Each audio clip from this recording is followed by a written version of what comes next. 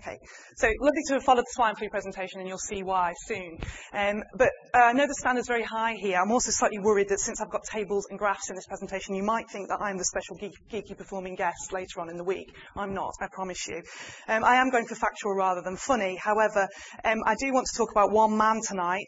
He represents so much of what I strive for in my career. He's a true pioneer, a man of determination, persistence, intelligence. He's an inspiration and a legend, someone who Liverpool should be proud of. Okay, if you didn't know who Duncan from Blue was, that joke didn't work. The real one I'm talking about is William Henry Duncan. He was a public health pioneer who worked in public health. Well, what's that, you say? Well, public health is the science and art of preventing disease. When doctors pull people out the river, the public health people are at the other end looking at why people push them in the first place, and Duncan was one of these people. It includes everything from swine flu to alcohol harm reduction, vaccines, vouchers for healthy eating, you name it. For Duncan, it included sanitation. If you think you know him, that's because he's got a pub named after him not far from here. So if you've been in it and didn't know who he was, now you will. He was born in Liverpool, and I think it's kind of ironic he's got a pub named after him, it being public health and all, and that of course quite bad for you, we think. But it's even worse, he was actually born above the Blue Angel, which anybody who knows Liverpool knows that that's kind of a bit of a student watering hole, so also very ironic.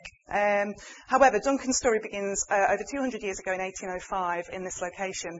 We don't know much about his early life, but we know by 1829 he became a doctor of medicine. He practiced on Rodney Street. The blue plaques are still there if you want to walk past and have a look at his clinic. However, unlike many doctors who were overcharging the poor for the consultations, Duncan laboured tirelessly to champion their cause. Graph coming up.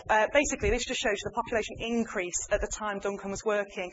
From 1801 to 1841, it over trebled from 80,000 to 286,000, obviously due to the shipping trade that was going on. Trouble is, that meant that people were very, very poor, and what happens when people are very, very poor is, of course, there's overcrowding in small houses. So it became known as the black spot on the Mersey in Liverpool.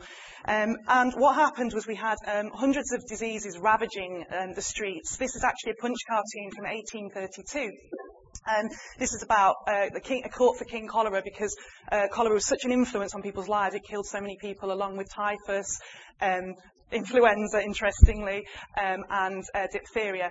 So this is a table of life expectancy in England. Don't worry too much about it. Public health people use these all the time to confuse you. Essentially, just look at the fact that the life expectancy in Group C, which is the poor people, of over 2/3 in Liverpool were in that group, was 15. That's terrible. Cholera in 1849, one of Duncan's graphs, killed 5,245 people in the 6 months. And at its peak, in 1 week, it killed nearly 600 people. That's incredible. It was really, really terrible.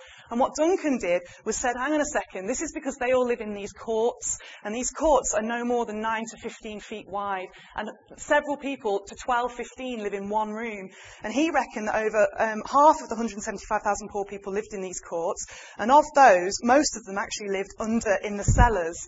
Up to 8,000 people living in the cellars. Now, the problem was, at the end of these courts, which is coming up in a second, you'll see there's latrines.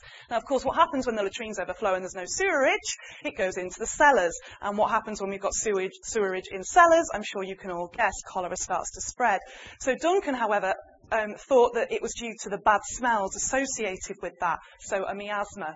Actually, Duncan was wrong, and it wasn't until 1854, when the Broad Street pump incident, where John Snow removed the handle, did we realise that it's actually about germ theory and not bad smells. Nevertheless, what Duncan did identify, it was the overcrowding that was the issue. So what he put in place was, he decided that if we could alter the sewerage system, then we'd make much better hygiene. So in 1847, he was appointed Medical Officer for Health. He'd already managed to grant an 1846 Act for Public Health 2 years before the National Act happened. So that led to sanitary reform. He also worked with James Newlands, the borough engineer, to get all of the houses looked at. The courts stopped being built, and we got better quality local authority housing. Okay, not so good by today's standards, but it was much better than living in a cellar full of poo. And this time we've now got his annual health reports, which carried on, as you can see, into 1909, and that's actually the 2009 Liverpool report. So Duncan has left a legacy for public health professionals to show that if you advocate, if you show with good science what's happening, you can actually convince people to change. And because of him, the Poor Law came into effect nationally. We have a Chief Medical Officer for Health. He's an inspiration to me in my career, and you can now watch me tweet about public health all over Twitter to your heart's content. Thank you very much.